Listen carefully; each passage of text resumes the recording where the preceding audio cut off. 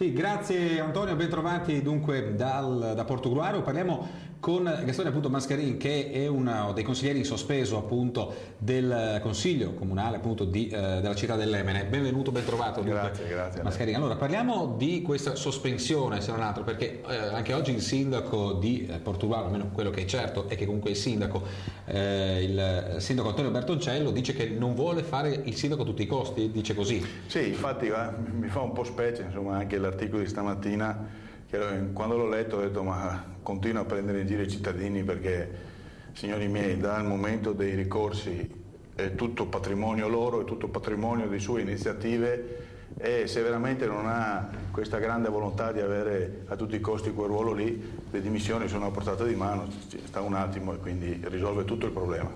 Solo che il sindaco dice di non voler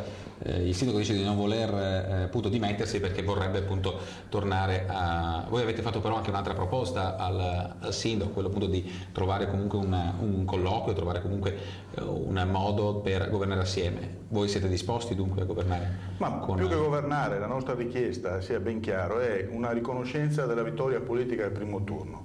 Siccome al primo turno hanno votato comunque i cittadini, a questo punto bisogna capire cosa intende lui per democrazia e per politica, perché è vero che al ballottaggio lui ha vinto e noi l'abbiamo riconosciuto fin dallo stesso giorno, però è anche vero che al primo turno ha vinto la coalizione di centrodestra, che quindi ha avuto un risultato politico che deve essere poi ovviamente messo nero su bianco con dei ruoli, con delle competenze.